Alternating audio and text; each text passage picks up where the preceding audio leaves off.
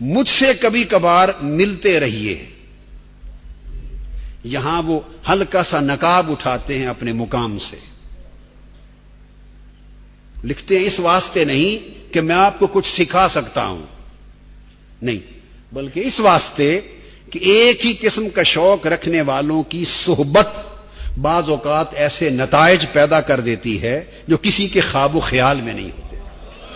اپنے فیض صحبت کا اشارہ کیا ہے. اور پھر لکھتے ہیں کہ یہ بات زندگی کے پوشیدہ اسرار میں سے ہے، عام بات نہیں ہے، زندگی کے پوشیدہ اسرار میں سے ہے، جن کو جاننے والے مسلمانان ہند کی بد نصیبی سے اب اس ملک میں پیدا نہیں ہوتے. پھر فرماتے ہیں زیادہ کیا عرض کروں محمد اقبال. اس کے بعد محمد حسین عرشی صاحب بیان کرتے ہیں کہ میں پھر آپ کے حسب حکم آپ کی خدمت میں حاضر ہوا، آپ کی صحبت میں بیٹھوں اور سنوں. آج اقبال کا اس گوشہ کو بھی دیکھیں کہ ان کا رشتہ رومی سے کیا ہے اور کیسا ہے اور کیوں ہے، مولائے روم سے. فرماتے ہیں کہ علامہ نے ون نجم اذا ہوا کی جو پہلی آیتیں ہیں اس کی شرح کی اور مقام ناسوت کو بیان کیا، پھر مقام لاہوت کو بیان کیا، پھر عقل اور وحی کو بیان کیا، پھر حقیقت بشریت بیان کی، پھر عرش الوہیت کو بیان کیا، پھر قاب قوسین میں دو کمانوں کے دائرے کی شرح کی، تشبیہ دی، اور اس کے بعد وہ پھر اور تفصیلات بیان کرتے ہیں. آپ اندازہ کر لیں کہ ان کی معرفت، شرح صدر اور علوم لدنی کا عالم. فرماتے ہیں میں نے پوچھا کہ علم کی کتنی قسمیں ہیں؟ علامہ نے کہا 2 قسمیں.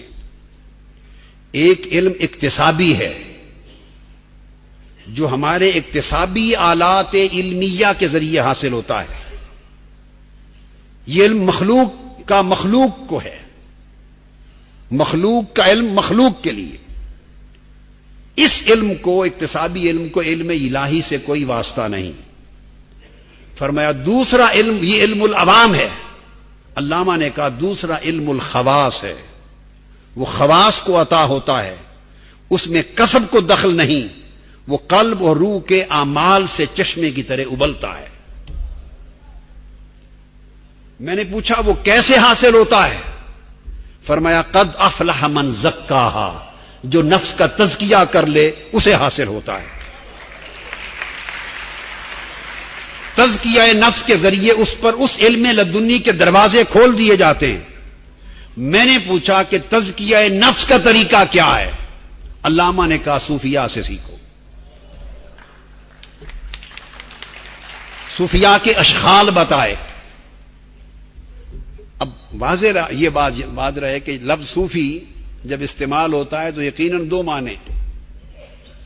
آپ داتا گنج بخش سیدنا علی حجویری کی کشف المحجوب بھی پڑھیں، امام غزالی کو پڑھیں، کسی کو بھی پڑھیں، وہ انہی 2 معنوں میں ہمیشہ لیتے ہیں. ایک وہ رسم پرست صوفی ہے جس کا تصوف کی حقیقت سے کوئی سروکار نہیں، حقیقت تصوف سے نہیں، رسم تصوف کا پجاری ہے. اور ایک وہ صوفی ہے جس کے پاس حقیقت ہے. وہ اقبال کی نگاہ میں اس کا ماڈل رول مولائے روم ہے. مولائے روم کو بھی اپنے وقت میں 2 طرفوں کی مخالفت تھی. اس ملائیت سے بھی مخالفت کا سامنا تھا اور رسم پرست صوفیت سے بھی سامنا تھا. علامہ نے اس طرف اشارہ کیا. علامہ نے میں اقبال کو پڑھنے والے، کثرت سے پڑھنے والے اس حقیقت کو جانتے ہیں. بہت سے لوگ جو صرف کبھی کبھار علامہ کو سنتے ہیں شاید وہ اس حقیقت سے واقف نہیں کہ اقبال اپنے ہاں مولائے روم کو مرشد تصور کرتے. اور فرماتے ہیں، میں چند علامہ کے کلام کا کچھ حصہ سناؤں گا پھر اینڈ کی طرف آ جاؤں گا کہ پیغام میں اشتراک کیا ہے. فرماتے ہیں ز اشعار جلال الدین رومی بدیوار ہری میں دل بیاویز، کہ مولائے روم کے جو اشعار ہیں فرماتے ہیں دل کے حرم کی دیوار پہ آویزاں کر لے. نہیں آن نئے نوازی پاک بازی، مرا با عشق و مستی آشنا کرد۔ علامہ کہتے ہیں کہ مجھے عشق اور مستی سے آشنا ہی مولا روم نے کیا ہے اور ان کی نئے نے کیا ہے۔ زرومی گیر اسرار فقیری، کیا فقرست محسود امیری۔ پڑھنے سننے والے رومی سے فقیری کے اسرار سیکھ لے۔ یہ وہ فقیری ہے کہ جس پر امیر بھی حسد کرتے۔ ز چشم مست رومی وام کردم، سرور از مقام کبریائی۔ پھر فرماتے ہیں پیر رومی خاک را اکسیر کرد، از غبارم جلوہا تعمیر کرد، کہ پیر میں خاک تھا، پیر رومی نے مجھے اکسیر بنا دیا۔ مرشد رومی حکیم پاک زاد، سر مرگ و زندگی برما کشاد۔ علامہ کہتے ہیں مجھ پر جو زندگی کا راز منکشف ہو گیا ہے اور حقیقت موت منکشف ہو گئی ہے، یہ مرگ و زندگی کا راز مجھے مرشد رومی کی بارگاہ سے ملا ہے، اس نے سکھایا ہے۔ اس لیے کہ فرماتے ہیں ہم خوگر محسوس ہیں، ہم پیکر خاکی ہیں، پیکر مادی ہیں، پیکر بشری ہیں، ہم خوگر محسوس ہیں، ساحل کے خریدار، ہم ساحل کے خریدار ہیں۔ ایک بحر پوش پورا شوب و پر اسرار ہے رومی، اور وہ متموج اور متلاطم سمندر ہے رومی۔ تو بھی ہے اس قافلہ شوق میں اقبال، جس قافلہ شوق کا سالار ہے رومی۔ اس عصر کو بھی اس نے دیا ہے کوئی پیغام، کہتے ہیں چراغے رہے احرار ہے رومی۔ اس عصر کو بھی اس نے کوئی پیغام دیا ہے، اس لیے کہ وہ حریت پسندوں کا، احرار کا، آزاد منش لوگوں کا وہ قافلے کا امام ہے، پیغام دیا ہے۔ مولا روم کا پیغام، صرف دو چیزوں پر میں کنسنٹریٹ کر رہا ہوں، وہی علامہ کا پیغام، اس کا اشتراک سمجھا کے اجازت چاہوں گا۔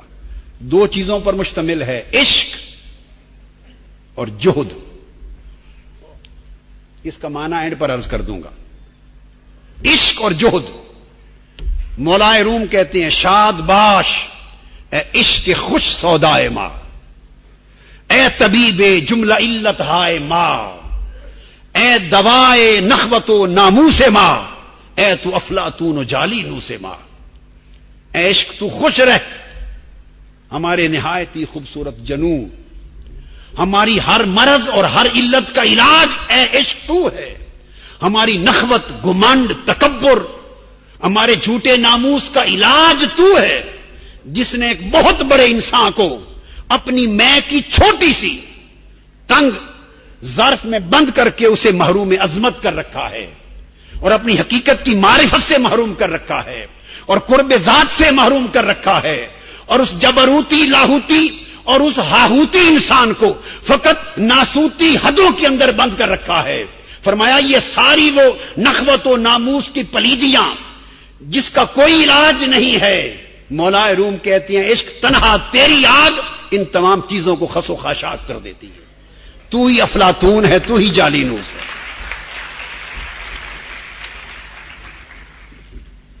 اب علامہ کہتے ہیں یہ پیغام تھا مولا روم کا۔ علامہ کہتے ہیں دی سراپا سوختن اندر طلب، انتہائش عشق و آغازش ادب۔